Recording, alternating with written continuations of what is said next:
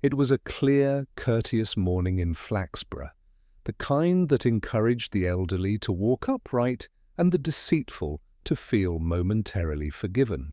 The Memorial Park, brushed in late September sunlight, had become a theatre of bunting and good intentions. The annual flower show, that bastion of horticultural vanity, had opened its gates. By 10 o'clock the lawns were full of slow-moving figures, parish councillors in straw hats, retired shopkeepers comparing begonias, and ladies of the guild arranging sponge cakes that were, in at least 2 cases, known to have been baked by paid help. The air carried a fine confusion of pollen, pride and talcum powder. Inspector Purbright, though not an enthusiast for flowers, had been persuaded by Sergeant Love to make an appearance in the interest of community relations. He walked with the unhurried dignity of a man who had long ago accepted that policemen in Flaxborough were not so much enforcers of law as referees in a perpetual game of social etiquette. Fine dahlias this year. "Sir," said Love, whose admiration for horticulture was purely defensive, an insurance against conversation lapses with the vicar's wife. "Indeed," murmured Purbright, "the sort of flowers one suspects of heard, themselves described as lovely too. Often it was shortly after the mayor's speech or a humid affair concerning civic virtue and the importance of begonias in post-war recovery that the incident occurred. From the direction of the refreshment tents rose a brief shriek, followed by the unmistakable cough of flame-consuming canvas. By the time Purbright and Love reached the scene, several men had formed a chaotic brigade with buckets borrowed from the tea-urn. A patch of smoke issued from the ladies' guild tent, carrying with it a smell both floral and distinctly chemical. The fire, though dramatic, was modest: a tablecloth, a wicker chair, and 1 corner of bunting. Still, there was enough fuss to keep Flaxborough occupied for a week. "Paraffin," declared Mr. Nibbs, the groundsman, as he prodded the charred remains with municipal authority. "Smells of the stuff. Though who'd bring paraffin to a flower show beats me." Inside the tent, the surviving items were arranged with the melancholy precision of a failed raffle. Amid the ash and melted jam jars, Purbright's eye caught a corner of paper, an envelope half-burned, yet legible in its address. "To whom it may concern." The handwriting was elegant, feminine, educated and steady even through the scorch marks. Love peered over his shoulder. "Looks like one of them anonymous letters, sir." "Possibly," Purbright said. Though Flaxborough seldom troubles with anonymity, they prefer to sign their opinions and then deny them later. He examined the envelope. It was cream, faintly scented with lavender, and its flap had been sealed not with glue, but with candle wax, now warped into a blackened tear. No letter remained inside, only a smear of soot in the shape of an incomplete word.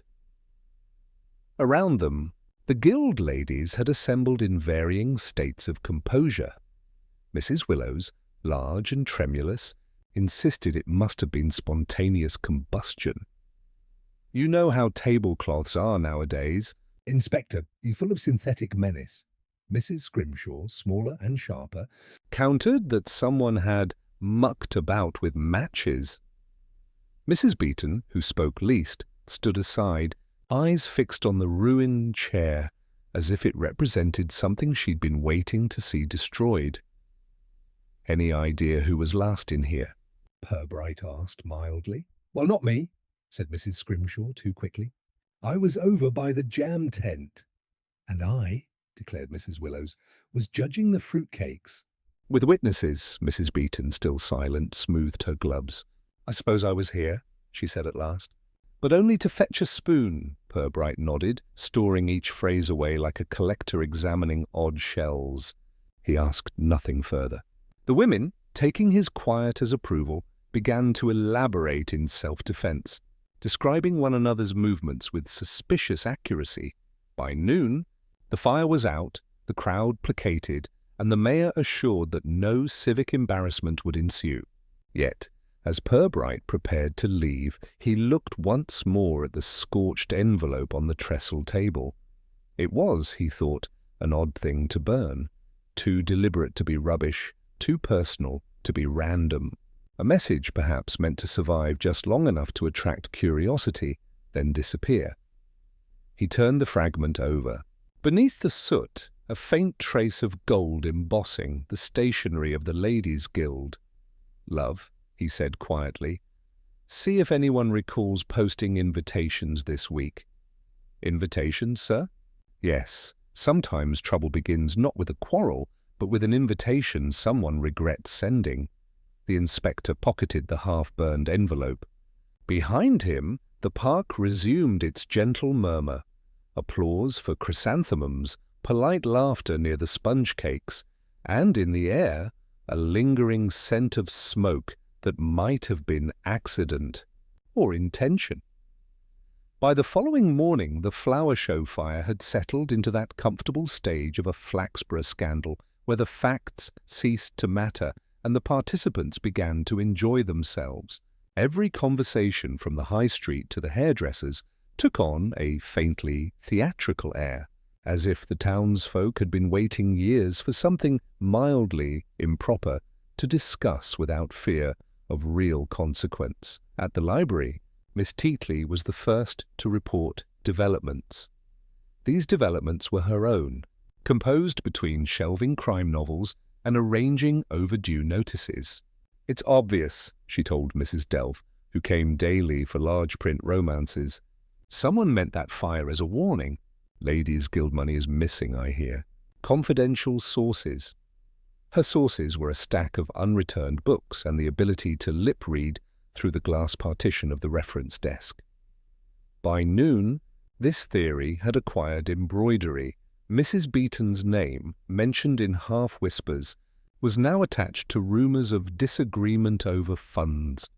At the post office, the clerk swore he'd seen her mailing several identical envelopes of a private sort.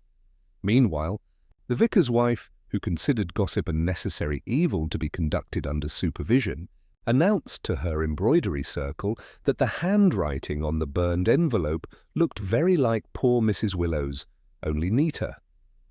In the snug of the King's Head, 3 retired men discussed the matter with the grave authority of ex-servicemen considering military failure. "If you ask me," said Mr. Broom, "it's political.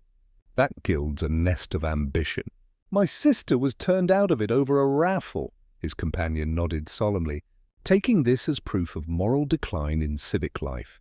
Inspector Purbright, who had spent the morning drafting a short, cautious report for the superintendent, minor incident at civic event, a probable accidental origin, paused more than once before finishing a sentence. He disliked premature conclusions. They rarely survived conversation with Flaxborough. When Sergeant Love entered, balancing 2 mugs of tea and a file of witness statements, Purbright was looking thoughtfully at the half-burned envelope now sealed in plastic. "Statements from the Guild ladies, sir," Love said. "All very wordy." "They usually are," Purbright replied, taking the folder. "And not necessarily about the subject in question." Love grinned. "Mrs. Scrimshaw says she saw Mrs. Beeton loitering by the tent before the fire started. Mrs. Beeton says she was fetching a spoon. Mrs. Willows says she never loiters, but she does notice that Mrs. Scrimshaw's apron smelled of smoke. Seems a bit circular. Like most of human testimony," said Purbright mildly.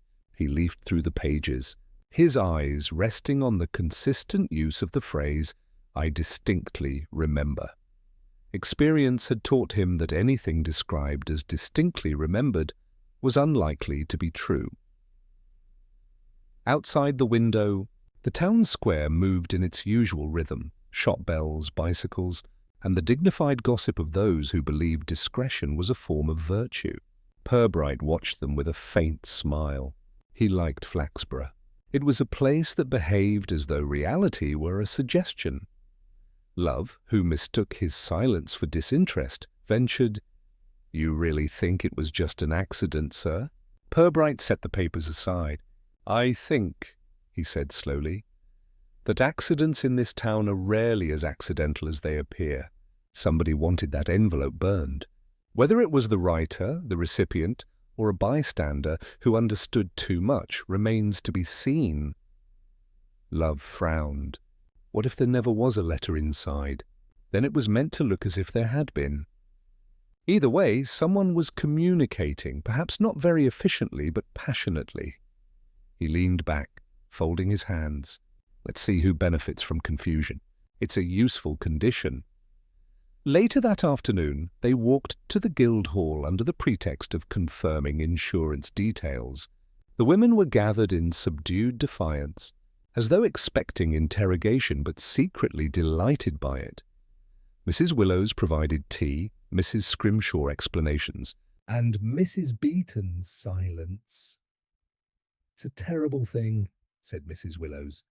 "Imagine our tent in flames, and right beside the jam display." "Providence must have intervened," Purbright smiled. "Providence or quick thinking with a bucket, Mrs. Willows?" "Oh, quite. Though there's talk of—" "Arson? There usually is," he said. "Flaxborough doesn't approve of spontaneous combustion." "It lacks accountability," Mrs. Scrimshaw sniffed. "It's my belief someone's been meddling." "We had paraffin missing from the cupboard last week." "Of course I said nothing. I'm not one to start rumours." "That's generous of you," Purbright said. "And the cupboard?" "In the pantry, Inspector. Unlocked." "Well, yes, but only because Mrs. Beaton has the key and wasn't about that day." All eyes turned to the silent Mrs. Beaton. She looked at the teapot as though it were an ally in need of protection. "I mislaid it," she murmured. Purbright nodded pleasantly, as if keys were always mislaid before small fires. He thanked them all, promised to keep them informed, and took his leave with the slow courtesy that left people talking long after he'd gone. As he and Love walked back toward the station, the sergeant ventured, "You think she did it, sir?" "I think," said Purbright, "that everyone in that room told the truth, except about the thing that mattered." He glanced toward the park where the tent had stood. The grass there was already flattened and indifferent. Flaxborough, Love, is a community that rehearses its own scandals before presenting them to the police. We've simply arrived at the first act. The inspector's eyes, calm and speculative, drifted once more to the envelope sealed in its plastic sleeve. Its faint lavender scent still clung stubbornly to the paper, as though even ashes refused to let go of whatever secret they once held. By the next morning, the smoke had settled, but the conversations had not. Flaxborough's serenity depended on the orderly ranking of its citizens, and nothing upset that delicate hierarchy more than the suspicion that one's social equal might also be a criminal. In the parlour windows and grocers' queues, speculation continued in low, confidential voices, the kind meant to carry just far enough. Inspector Purbright began the day with an appointment at the Ladies' Guild headquarters, an unassuming brick building made ambitious by lace curtains and an overpowering smell of lavender polish. The Guild's committee awaited him in a half-circle, like a tribunal of anxious monarchs uncertain of their own power. Mrs. Willows sat at the centre, hands folded with deliberate serenity. To her right, Mrs. Scrimshaw perched forward, the very image of moral vigilance, and beside her, Mrs. Beaton, pale and neat, regarded the floor as if hoping her shoes might whisper an excuse on her behalf. Purbright took the chair offered and opened his notebook with studied casualness. "Ladies, I've come simply to tidy a few points of fact. Routine, of course," Mrs. Willows nodded approvingly. "We quite understand, Inspector. The Guild has always prided itself on cooperation with authority." "Splendid," said Purbright. "Now about Saturday, who last handled the supplies in the refreshment tent?" Mrs. Scrimshaw answered first. "Mrs. Beaton keeps the keys, naturally. She's our treasurer. Though she might have delegated the tea things to someone else." Mrs. Beaton looked up sharply. "I did not delegate the tea things, Mrs. Scrimshaw. You used the paraffin stove yourself, I believe." There was a pause of elegant offence. Purbright noted the expressions, the tilt of heads, the careful avoidance of each other's eyes. He was less interested in their words than in the choreography of discomfort. "Would either of you say," he asked softly, "that there was any disagreement among the guild recently, perhaps regarding finances or the flower show arrangements?" Mrs. Willows smiled with weary dignity. "Inspector, women who work together as long as we have are bound to differ occasionally. But we have always kept our differences within the family." "Of course," Purbright murmured. "Families can be remarkably efficient at concealment." Mrs. Scrimshaw shifted. "Well, there was that little matter of the charitable fund. The collection for the widow's housing, you recall, Mrs. Willows. The accounts were, how shall I say, misplaced for a time." "They were audited," Mrs. Willows snapped. "Perfectly in order." "Then the rumours," said Purbright, "of missing money are unfounded." All three women froze in identical indignation. "Entirely unfounded," they said together, which confirmed to Purbright that they were at least partly true. He thanked them with the warm patience that made people speak more after he had stopped asking questions. Mrs. Willows, seeking moral restoration, volunteered to show him the guild's ledger, a massive book whose contents had been written with the ornamental determination of someone who preferred flourishes to accuracy. Purbright ran a finger along the columns. "Curious," he said gently, "that the donation from Mr. Lanchester's shop is entered twice." "That," Mrs. Willows said, colouring, "was a clerical repetition. We did send him a thank-you note, but of course only once." Mrs. Beeton spoke, barely above a whisper. "No, we sent two. The first went astray." "I wrote it." Purbright looked up. "And did you post it yourself?" She hesitated. "Yes, I suppose so." "Would that have been one of the cream envelopes with wax seals?" The question hung in the room like smoke. Mrs. Beeton's silence answered it better than words. When he left the guild hall, Purbright found Sergeant Love waiting outside, notebook in hand.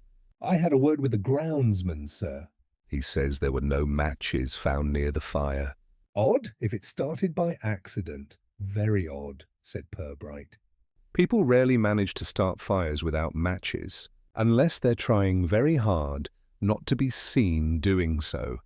They walked together toward the park, where the blackened patch of grass had already been discreetly fenced off by the council. Flaxborough's appetite for order was such that even scandal must be tidied up quickly. The inspector paused beside the charred spot, looking down as though it might answer him. "Paraffin," said Love. "Any of the ladies admit to using it?" "All of them," said Purbright, "though none admits to buying it. Mrs. Scrimshaw blames Mrs. Beeton. Mrs. Beeton blames the stove. And Mrs. Willows blames Providence." Love frowned. "And who do you blame, sir?" Purbright smiled faintly. "At the moment I'm blaming human nature, which, while guilty, can't yet be arrested." They turned toward the high street, where a light wind carried the scent of damp earth and yesterday's gossip. At the chemist's, a young assistant leaned across the counter when Purbright entered. "You're about the fire, aren't you, sir?" "Funny thing, Mrs. Beeton bought paraffin here last week. Said it was for her husband's lamp." Love raised his brows. "Husband's lamp?" "Yes, sir. For his rheumatism," she said. Purbright's expression barely changed. "How thoughtful of her," he murmured. "Particularly since Mr. Beeton has been deceased these 2 years." The chemist's assistant blushed. "Oh, I see. Well, perhaps I misheard." "Quite possibly," said Purbright. "Flaxborough mishears so charmingly that one hesitates to correct it." Outside, Love exhaled. "That's something, isn't it?" "It's something," Purbright agreed. "Though we don't yet know what sort of something. She may have bought the paraffin for reasons entirely unrelated to arson. Guilt, Sergeant, is seldom as straightforward as flame." They walked on in silence. Behind them, the chemist's bell chimed gently, and through the glass Purbright glimpsed his own reflection, calm, courteous, and thinking rather more than he appeared to.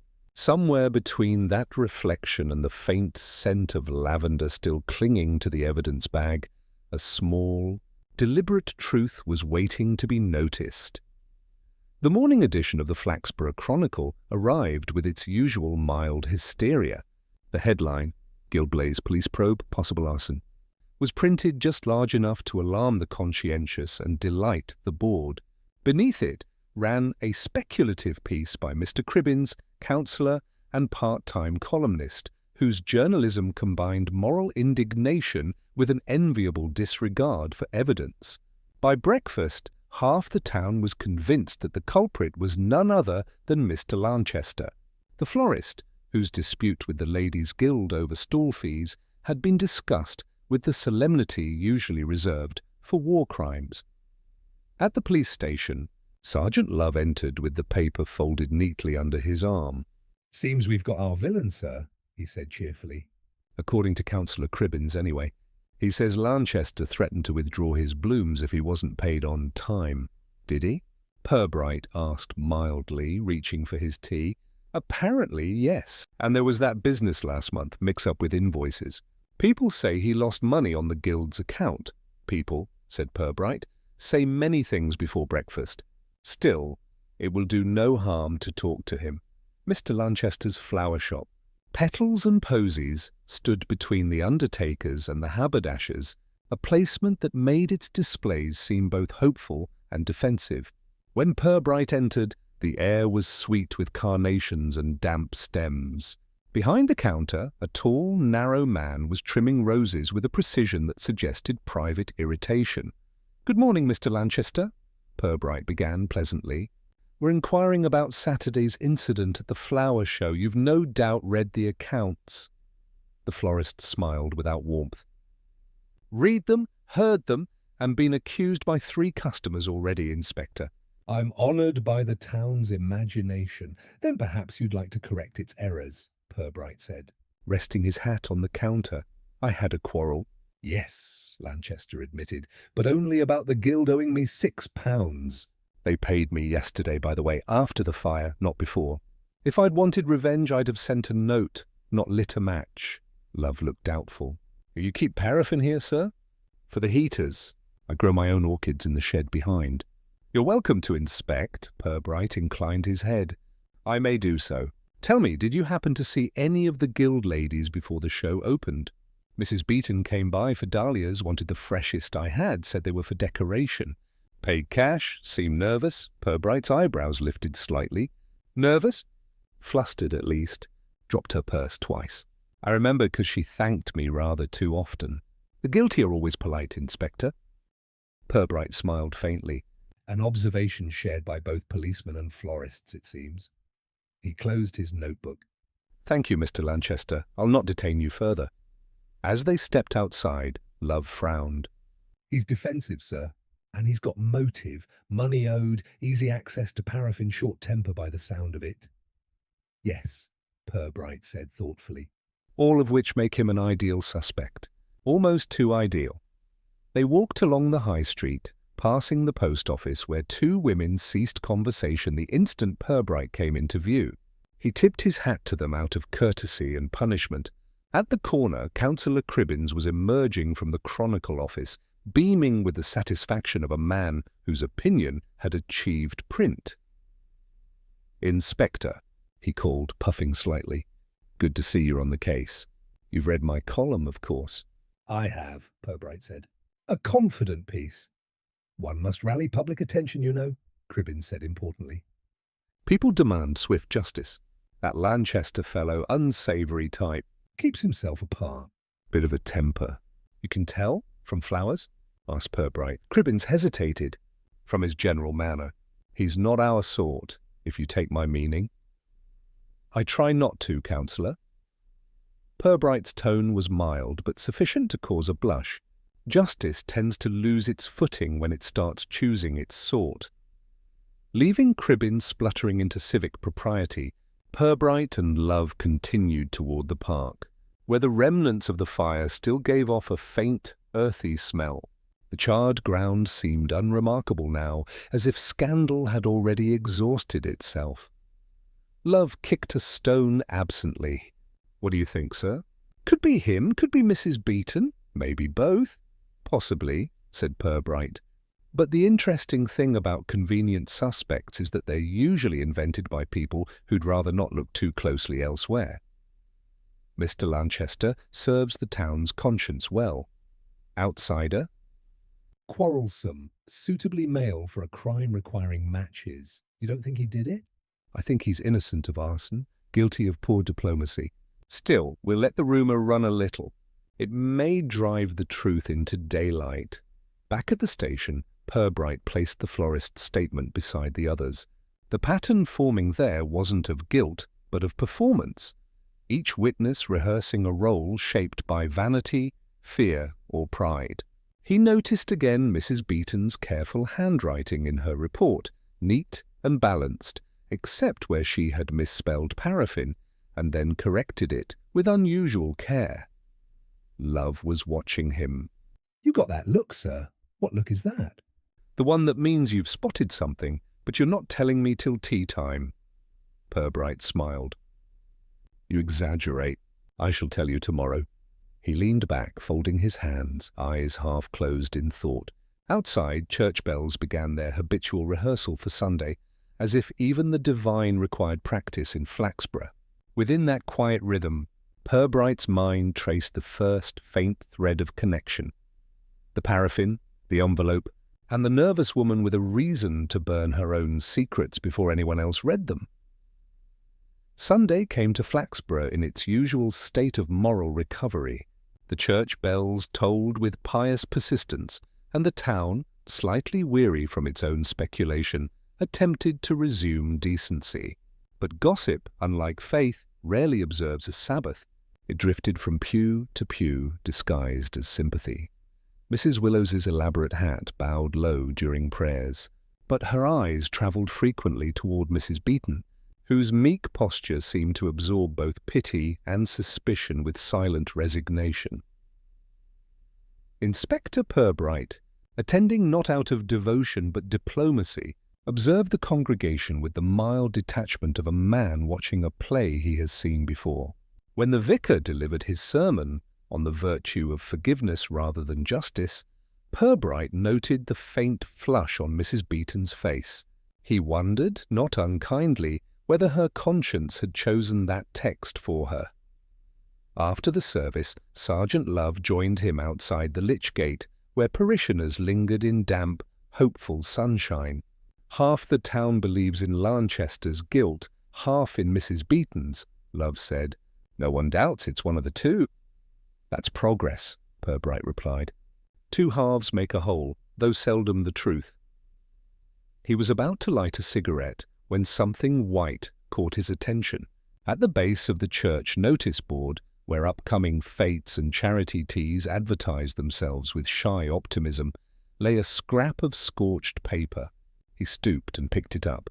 It was small, no larger than a visiting card, but the texture was unmistakable, the same cream stationery used by the Ladies' Guild.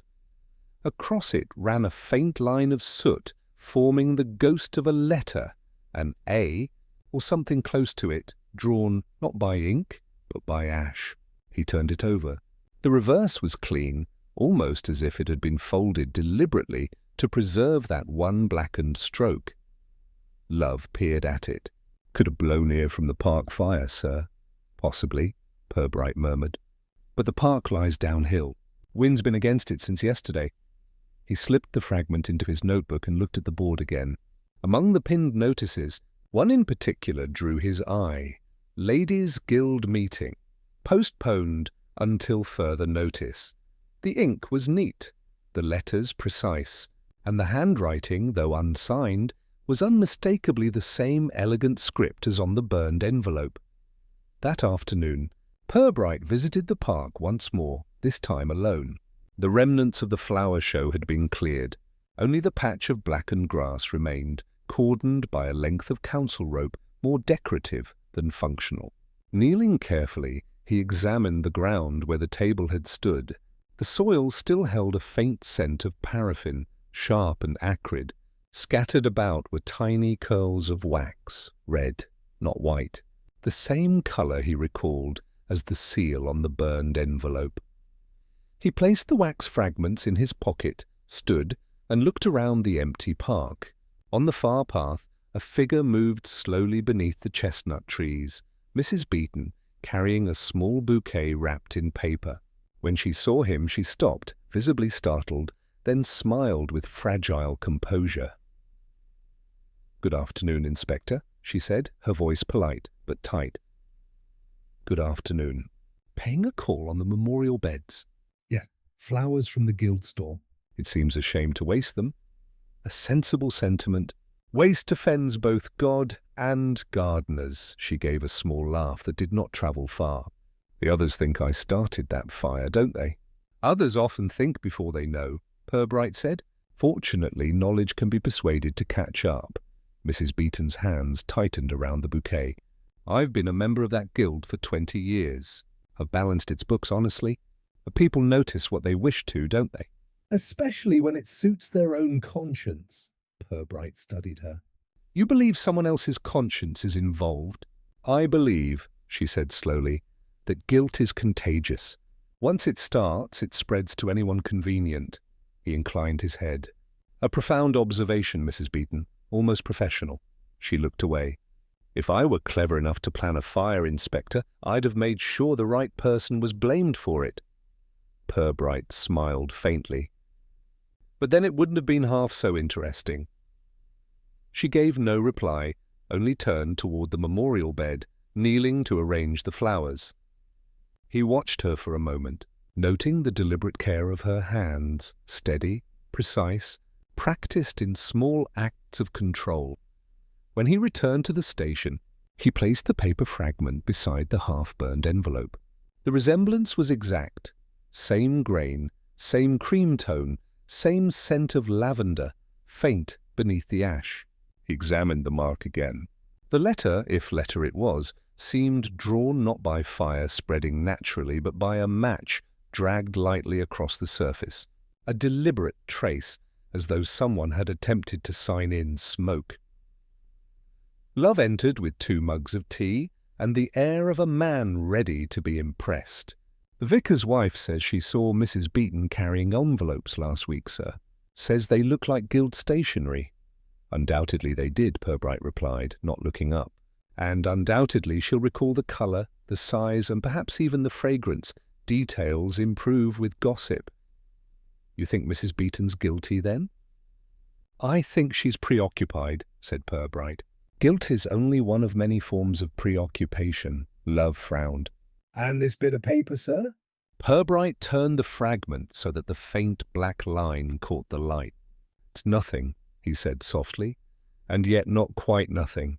Someone here has tried to make meaning visible, then destroy it before we could read it. That's the kind of message Flaxborough specializes in." He placed the fragment back in the envelope, sealed it, and leaned back. "Let the town keep talking about Lanchester for now. The longer they talk, the more honest their lies will become." Outside, the bells began again for evening service, echoing over the quiet roofs. Purbright sat listening, the ash-marked paper resting on his desk, its faint letter glowing under the lamplight like a secret, still half afraid to be seen. By Monday morning, the town's fascination with its own mystery had matured into confidence. People now spoke of the fire as if it were an episode in which they had each played a minor but essential role. The Ladies' Guild had become, by popular consent, the theatre of crime. Mrs. Beeton, its tragic heroine, and Mr. Lanchester, a useful villain for those who disliked florists with opinions. Mrs. Willows smiled with the brittle assurance of someone expecting applause. "I'm relieved to hear it. These rumours, well, they've been quite unkind." "Rumours seldom flatter anyone," Purbright said. "Though they sometimes reveal what truth prefers to whisper." He allowed silence to settle before continuing. "It may help you to know that the police have obtained a partial fingerprint from the paraffin bottle used in the fire." The effect was immediate and delicate. Mrs. Willows blinked rapidly. Mrs. Scrimshaw gasped as if righteousness itself had been challenged. But Mrs. Beeton's hand, halfway to her teacup, trembled just enough to spill a thin line of tea across her saucer. I'm sure that's good news," she said faintly. "It means you'll find the culprit soon," Purbright smiled gently. "Sooner than you think, perhaps. Fingerprints are particular things, Mrs. Beeton. They tend to identify those who have touched what they wish to forget." Her eyes lifted to his, startled, then wary. "You don't mean—" "Only that honesty often precedes comfort," he said. "But please enjoy your tea." Mrs. Willows looked from one to the other, alarmed at being excluded from the conversation. "Inspector, surely you're not implying—" "I seldom imply," Purbright interrupted softly. "I observe. And I've observed that everyone in this room has, at some point, handled paraffin. In Flaxborough it's as common as gilt." Mrs. Scrimshaw drew herself up. "I beg your pardon." "Granted," said Purbright. "But let us not quarrel. I merely wonder, ladies, why a certain batch of envelopes identical to the guild stationery were found burned near the church. Who, do you suppose, had access to them?" Mrs. Willows opened her mouth, then closed it again. Mrs. Scrimshaw's expression settled into a mask of confusion. Only Mrs. Beeton spoke, her voice almost a whisper. "Anyone who knew where they were kept," Purbright nodded. "Yes, and who would that be?" "The treasurer," she said after a pause. "Which was me." Silence followed, dense, polite, and suffocating. Purbright did not speak. He only inclined his head slightly, inviting what remained unsaid to fill the air. Mrs. Beeton's hands folded tightly in her lap. "I never meant harm," she said at last. "It was a mistake. Everything was. I wanted them to see what they'd done.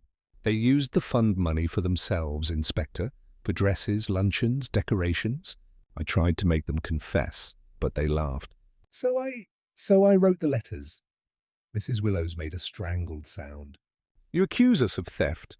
"I accuse no one," Mrs. Beeton said, voice shaking. "I only wanted the truth to burn cleanly." Purbright's gaze softened. "And did it?" She met his eyes. "No, it only smoked." Outside, the church bell struck 5. The sound filled the room, slow and hollow. Purbright rose, closing his notebook. "Thank you, ladies. That will do for now. The truth, as you've seen, has a curious way of surviving its own ashes."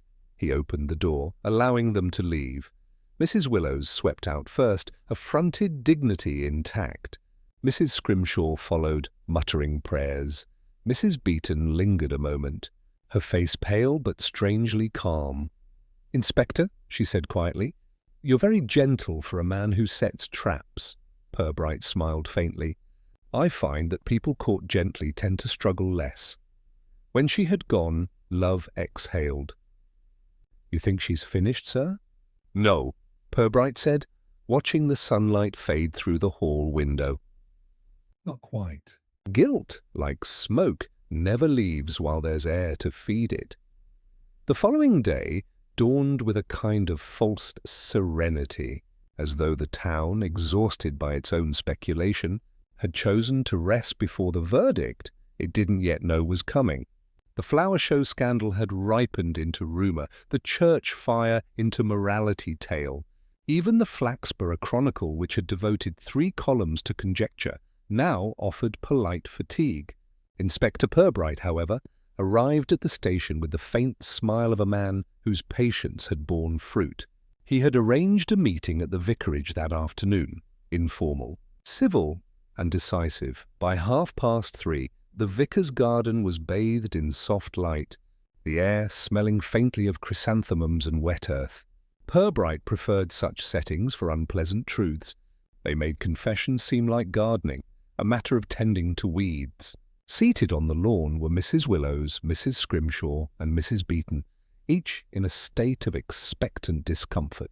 The vicar hovered at a respectful distance, pretending to prune roses.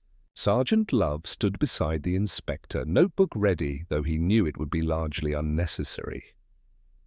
"Thank you all for coming," Purbright began, his tone almost genial. "I've asked you here not for accusation, but clarification. I think it's time we closed our little sequence of fires before the town invents any more." Mrs. Willows sighed dramatically. "I do hope you mean to clear us all, Inspector." "It has been quite impossible to show one's face at the market. "I mean," said Purbright, "to show whose face has been visible all along." He paused, letting the quiet settle over them like dust. "The fire at the flower show was deliberate, but not malicious. It was, I believe, a performance. Someone wished to destroy certain letters in such a way that their existence would be noticed. Hence the paraffin, the public setting, the careful timing before the crowds arrived. The envelope addressed to whom it may concern was not meant to reach anyone. It was meant to be seen." Mrs. Scrimshaw bristled. "You make it sound like theatre, Inspector." "Much of morality is theatre, Mrs. Scrimshaw," Purbright said, "especially when performed in committees." He turned his gaze to Mrs. Beeton, whose eyes were fixed upon the tablecloth spread for tea. "The handwriting on the envelope, the gilt stationery, the lavender scent, all yours, I think. And the paraffin bottle, its fingerprint belonged to no one but you. You lit that fire, Mrs. Beeton, didn't you?" She did not answer immediately. Her fingers traced the rim of her cup with meticulous care. "If I did," she said at last, "it wasn't for destruction. It was for justice." Purbright nodded gently. "I believe you. You discovered that guild funds had been misused. The other members treated it lightly, perhaps even mocked your insistence on propriety. You tried to warn them, to make them confess, but no one listened. So you wrote your anonymous letters, each a quiet summons to conscience. When they ignored those too, you turned to something more visible. The fire, the ashes, the warnings, they were sermons, not crimes." Mrs. Willows flushed deeply. "That is outrageous." "We have done nothing wrong. Every penny," Purbright interrupted softly, "was accounted for twice. Once honestly in the records, and once decoratively in silk and ribbons. I have no doubt the totals balanced, but not the intentions." The vicar, momentarily forgetting his roses, cleared his throat in moral embarrassment. "Ladies, perhaps we might—" "No," said Mrs. Beeton, standing suddenly. "Let him finish. He's right." Her voice trembled, but there was relief in it. "I tried to make them see. I wrote the letters, one for each of them, telling them they had betrayed what the guild stood for. I thought if they believed someone was watching, someone righteous, they might stop. But they laughed at the idea. So I burned the letter at the show where everyone could see the smoke. I thought it would frighten them into honesty. But it frightened no one, only made me look mad." Purbright's expression softened. "You misjudged your audience, Mrs. Beeton. Flaxborough is rarely moved by smoke unless it comes from its own chimney." She gave a faint smile. "Perhaps I was too proud. I wanted to be the town's conscience, and I forgot that no one likes being reminded they have one." Mrs. Scrimshaw looked appalled. "So all this, these fires, these letters, were meant to save us?" "Yes," Purbright said quietly. "That was the tragedy of it. Every act meant to cleanse became another stain. The second fire at the church notice board, the message, 'Consider yourselves warned,' was the work of a desperate mind hoping still to be understood. But the town, being what it is, took it as proof of wickedness rather than contrition." Mrs. Beeton's eyes glistened. "I meant to stop after that, but I couldn't bear how they talked. About me, about each other. I thought if I made one last warning—" "The letter you sent to the station," Purbright said gently. "The next shall be personal. It was meant for yourself." She nodded, silent tears trembling on her cheeks. "I wanted to burn my own house next, to end it properly, but I didn't." "No," Purbright said, "because you still hoped someone would listen before that." He rose, buttoning his coat. "You'll not be charged, Mrs. Beeton. No one was hurt, and Flaxborough's conscience will recover soon enough. But I suggest a visit to your cousin in Lincoln, as you mentioned before. Rest is the kindest punishment we can offer one another." Mrs. Beeton gave a small, grateful nod. "You're kinder than I deserve," Purbright smiled faintly. "Few of us deserve kindness, which makes it all the more useful." He watched as she walked slowly toward the garden gate, her figure small against the spreading afternoon light. Mrs. Willows and Mrs. Scrimshaw sat motionless. Their indignation curdled into embarrassment. The vicar trimmed his roses with unnecessary precision. Love closed his notebook. "That's the end of it then, sir?" Purbright's gaze lingered on the departing woman. The end of this performance, Sergeant, but not of the play. Flaxborough will rehearse it again. Different actors, same lines. He turned toward the gate, his voice almost reflective. Guilt in this town isn't buried. It's simply passed around until someone forgets whose it was. By the end of the week, Flaxborough had regained its customary appearance of innocence.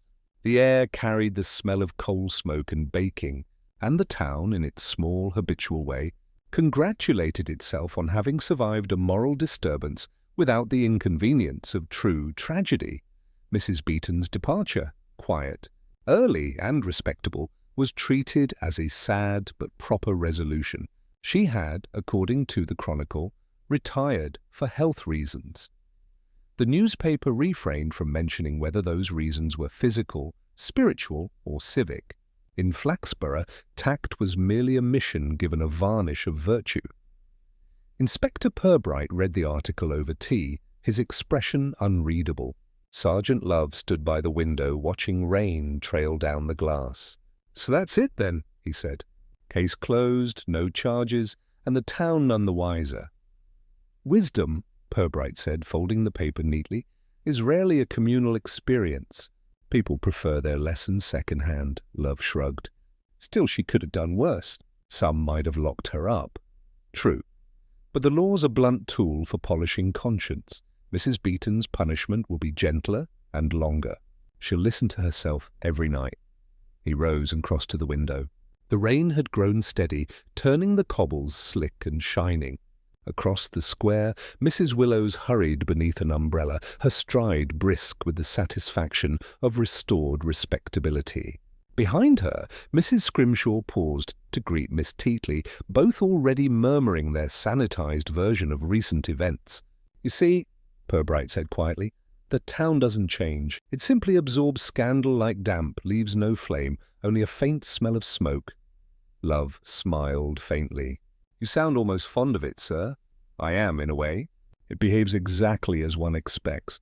Predictability, Sergeant, is a comfort, even when it's disappointing."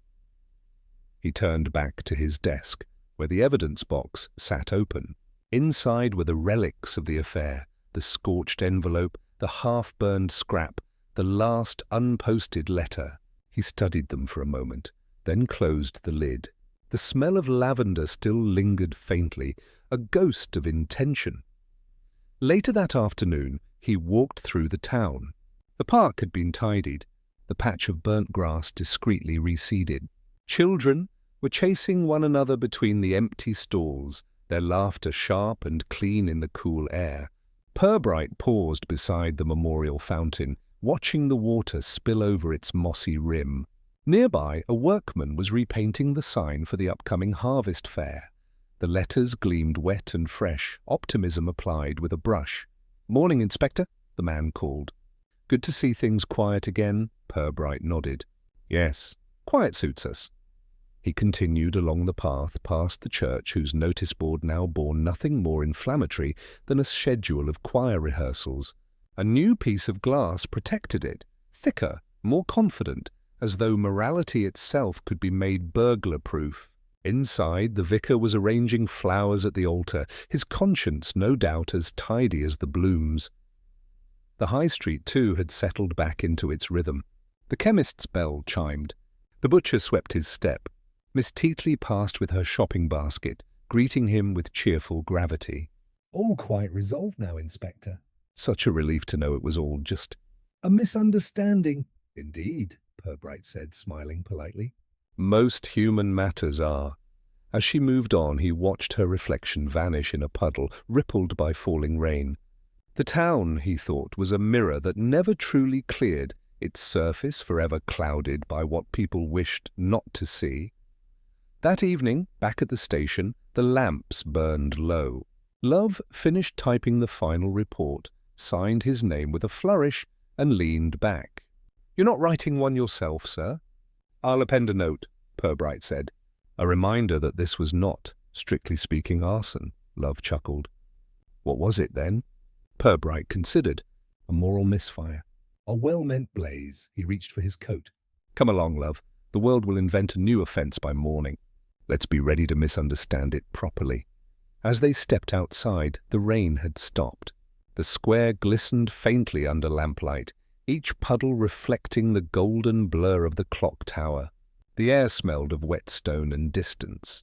For a moment Purbright stood still, listening to the small, steady sounds of the town, the clatter of shutters, the faint hum of the baker's oven, the whisper of gossip retreating into night. He took a slow breath, then smiled to himself. A mild, private smile, neither victory nor defeat, simply recognition. Order, like virtue, was never permanent in Flaxborough. It merely waited its turn to be disturbed again. He walked on, his footsteps fading into the square's damp silence. And behind him, the town, washed clean, faintly fragrant, and entirely itself, resumed the quiet work of forgetting.